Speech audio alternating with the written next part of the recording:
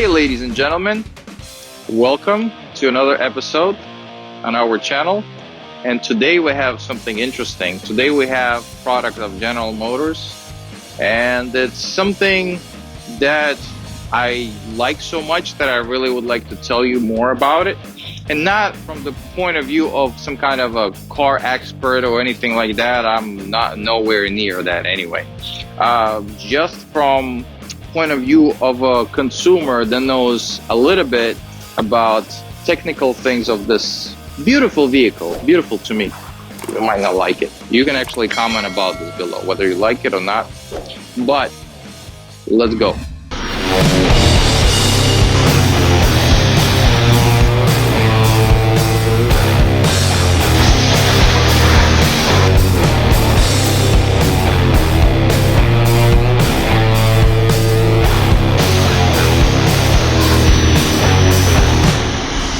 Today we have Pontiac Solstice. This is a nice convertible. It's a two-seater car only. It also came as a coupe, but that one was more rare, and of course for a two-seater, not as wanted as a convertible. You know, inexpensive vehicle. Yeah, it's actually inexpensive. Convertible, two-seater, nice car for a weekend for one person or two people just want to spend good time together. Solstice is not the only name for this vehicle. It had slight design changes, but it was also named as Saturn Sky and Opel GT. But I think Opel was more for European market than anywhere else in the world. Essentially, it's the same car, different lights, slightly different bumpers, and that's basically it. This car was made between 2005, this particular model, between 2005 and 2010. It was for sale, like I said, in body of Pontiac, Saturn and Opel. On North American market, it was only Saturn and Pontiac. Came with two different engines. Both engines were four-cylinder. Look how the hood opens up. You basically have everything going up. By the way, I think the hood is fiberglass or plastic or whatever you call it, which is actually a nice weight saver. Now look at this engine. This is a 2.4 Ecotec. This is very simple motor for General Motors vehicles. It came in a lot of different cheaper versions of different sedans, such as Cobalt, Saturn, I think Ion, and many other cars from GM line. This 2.4 engine in our situation came with 177 horsepower and 166 foot-pounds of torque.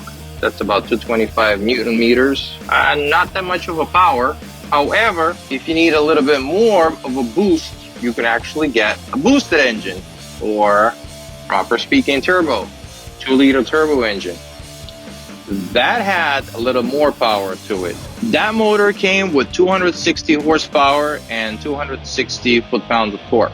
So that's a drastic change between the naturally aspirated engine and the forced induction engine. Also, there were two choices of transmissions. One was 5-speed manual transmission, which is our car, and the other version was automatic. Automatic cars, they came in both versions, turbo, non-turbo. As I said, the motor came from different lines of budget GM cars. Manual transmission came from a lot of budget SUVs.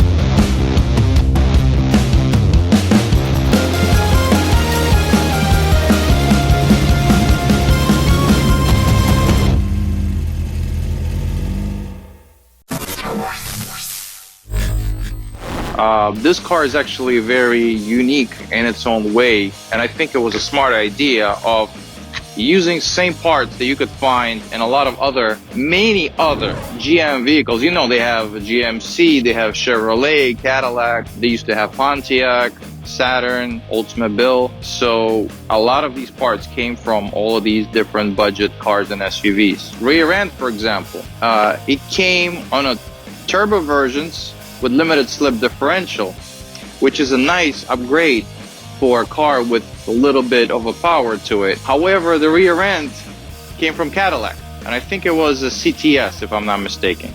You can correct me if I'm wrong. These lights right here, these lights you can find in GMC Envoy, year about 2003. I don't know, you can look at the model line. This is very good looking backup lamp, and it found its place looking good only on this vehicle. I don't like the way it looks in GMC Envoy. And then as far as the fog light, this is Pontiac Grand Prix. See? Also looks pretty good, especially at night when you put LEDs in here and headlights are off. These look awesome. This car is relatively light. I honestly don't know what's the weight of this, but the reason why I say it's light is because when on the highway at high speed, you feel that the car controls pretty light. And the reason for that is because these panels, even these quarter panels right here, they're plastic. So this makes the car pretty light. The roof is very simple. It's manual, never came electric or automatic, you know, nothing else, no hydraulic. Interior is pretty simple. Look at these seats. These seats, they're manual seats. You know, so you know that there's no motors to make them. Look, it even has the spinning wheel.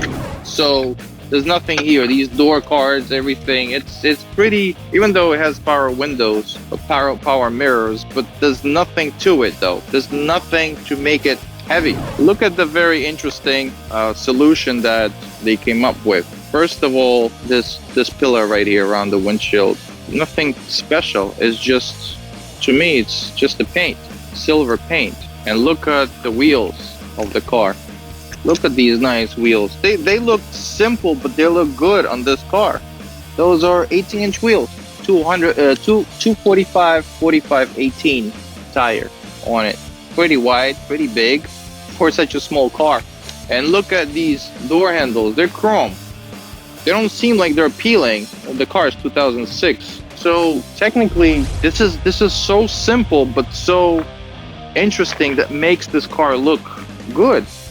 And again, this is not the most expensive trim of this car. I don't even know if this is anything average or just the cheapest one, because really, I haven't seen anything crazy about these cars. The cars that I've seen. So, oh, by the way, about the motor. So, long time ago, I was in Englishtown, New Jersey at a racetrack, and I've seen a car like this was used for drifting at a drift track. And of course, the motor had some modifications done to it. It was definitely a turbo motor, and so on and so forth. And then about 4 or 5 years after that, one of my friends decided that he was gonna get one of these cars for his girlfriend, but an automatic. We went to pick up a car. It was exactly the same color, looked exactly the same, but it was automatic. So the gentleman that was selling my friend that car, he said that he wanted to put a turbo kit on this car. And the reason why he decided that he was not gonna do it and sell it instead, because he had a souped up Corvette or something like that. And if he was gonna modify Pontiac Solstice with that type of modifications, it might be as fast as Corvette, and then makes no point for him to have two cars that look almost identical, because technically they do look very close to each other. Corvette is just a little bit bigger. They both two-seaters, they both rear-wheel drive, they both have motor in the front, and they both look good.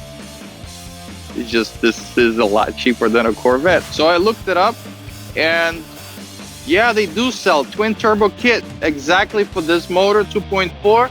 I don't remember what do they come with, all the parts, but I'll tell you one thing, it wasn't that expensive. And I mean, it's a simple 4-cylinder budget engine. I'm pretty sure most of the mechanics can modify everything about it. And actually, speaking of which, this engine has cast iron exhaust manifold, which caused problems to a lot of people. It was one of the flaws of this car, one of the flaws.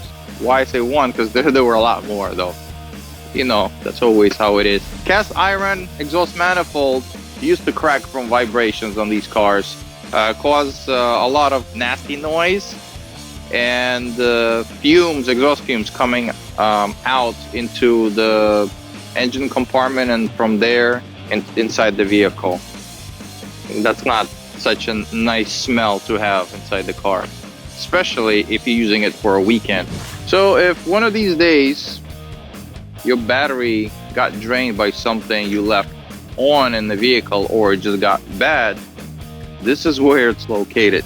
And it's not that easy to jump start the car because positive terminals here, you can have one right here in the fuse box, but see condition of it sometimes doesn't make good connection, and negative terminal is all the way under the fuse box right here, and you know, it's not that easy to connect to it. So if you ever need to change the battery in the parking lot of AutoZone or Pet Boys or something like that, this has to come off.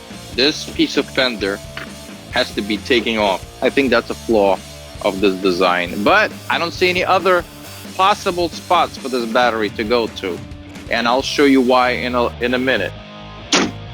All right, let's walk on this side. I want to show you something. Well, first of all, I want to show you how to lower the stop.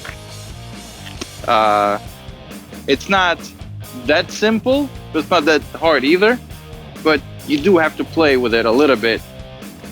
So to open up the stop, you have to open up the glove box. There's a button right here. You have to press it, preferably more than once.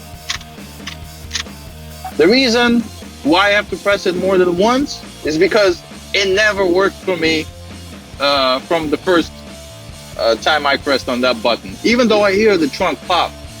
But here's why. So you see how these this part of the stop popped up, right? So you have to open up the actual trunk. So for me, when I press it only once, the trunk never opens, only these things. And I kind of have to do it 1, 2, 3 right away instead of one and then again and whatever. So first flow of this section right here, there is no trunk here. You see the space? You see I put a plastic bag in here? So this is how the trunk opens up. There's a handle, of course, in the middle. Show the handle right here. The handle. That's simple. Then you just push the top up, back and up, and it goes down like this. Now, so see, this is why you can't have anything here. This plastic bag doesn't let the top to go down. Okay, here we go. Now, as you can see right here, this is the only space you have. So if you have something trapped in there that needs more room to be pulled out, well, you have to pull the top up every time. Up, down, and that's it. After that, you just simply close it. That's it. That's how it goes. Now, this is one thing I noticed that I don't like. You see how it is over here? This is never get washed very good.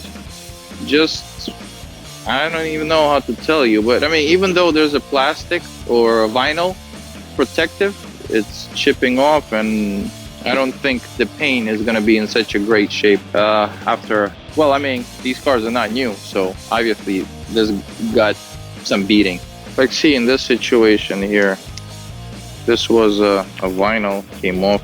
I don't know, came off a little bit with the paint, but it could be buffed out, I guess. But yeah, if you guys buy a car like this and paint is still in a decent shape, or vinyl, whatever, take it off and put a new piece over here to protect whatever is left underneath there. Yeah, I heard they had some issues with cables sometimes.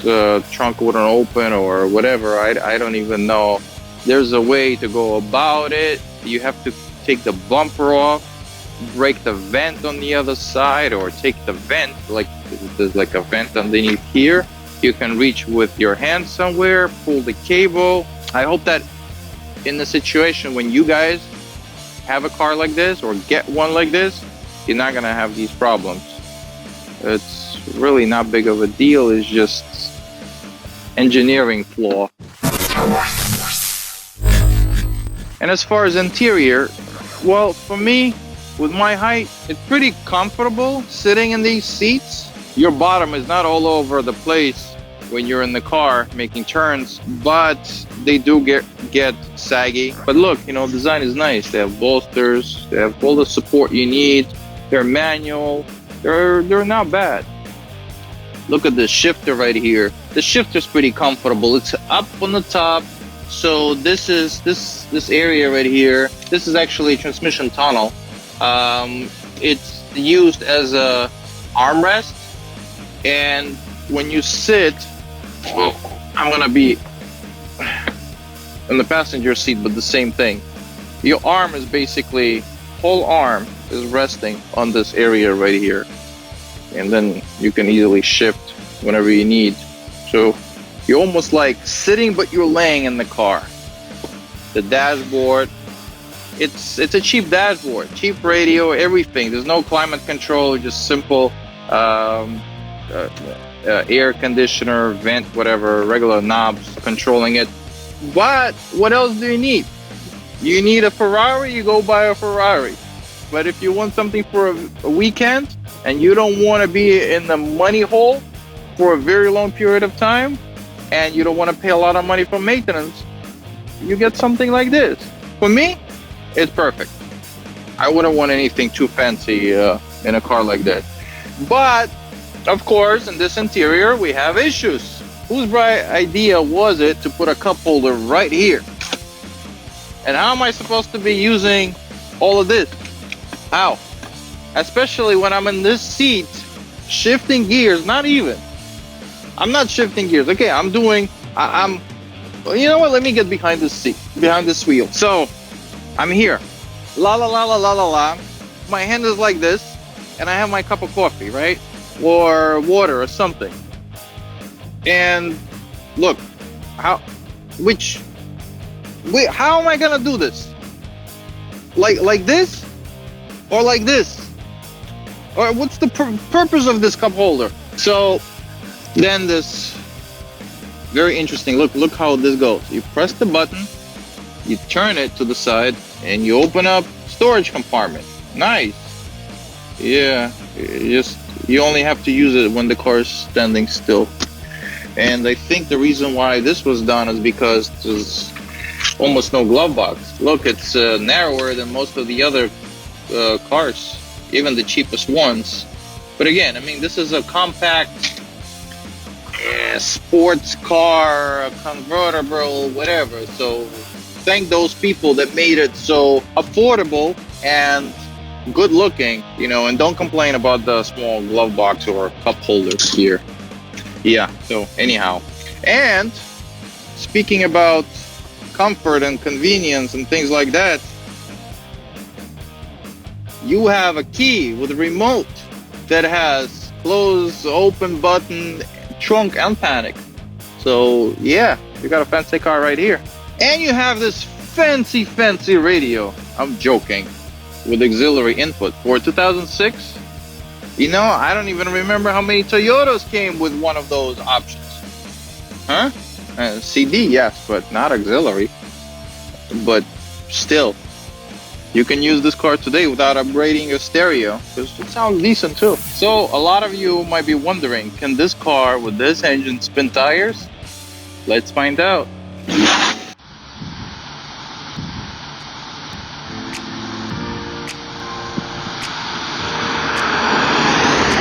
Even though you can see it's basically winter outside. So what can you do? You can close those windows. You can turn the heat up,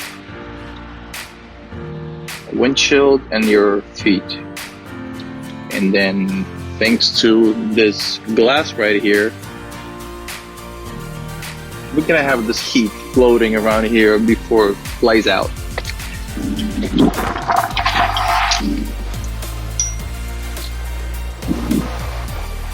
This car doesn't have traction control. That was an option. Funny, isn't it? But that's how it is. Transmission shift's nice, clutch is great, engine sounds fine. Me personally, I don't like loud cars. I grew out of that already. So this exhaust is fine. 5-speed manual, great. Look at these sun visors. Whew, nice. This was a smart idea. It's nowhere in the way. And they're plastic too. So you cannot rip them out or get them stained. You know how in some convertibles they have these quarter glass over here in the back? That helps a lot in winter with the top down. But yeah, here I want to bring it back up. The wind is too cold outside. Even though I have climate control at 3 right now. Yeah, but doesn't help much. These gauges, they're nice. They're kind of deep in there, but they're white. One option I like about this car is you can turn fog lights on, and only fog lights will be on with parking lights, no headlights. The car's pretty low, pretty slick, aerodynamic, expensive. That's the right word I was looking for. The car looks expensive.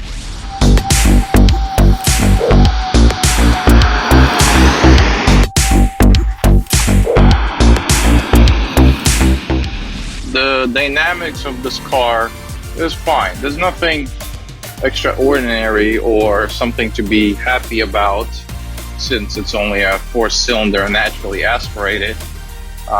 It's not even a hybrid turbo or V6, so yeah, you're not gonna get that effect in this car. But it's pretty light and it moves. I give it a gas and goes. 0 to 60. Car's slow. Come on, it's slow. It has this effect of a sports car. It has this look to it. But yeah, of course, it's not like, I don't know what I can compare this car to in a negative way. It's not for Focus, for example, or Honda Civic. It has a lot more. It gives you a lot more emotions than those cars. But yeah, it's definitely not a Ferrari. It's not even a BMW. But I do like it. If I had a spare space, well, empty space at least in my garage, I would definitely get one of these things for myself. Just for those weekends when I have nothing else to do and I want to go somewhere. Thank you for watching.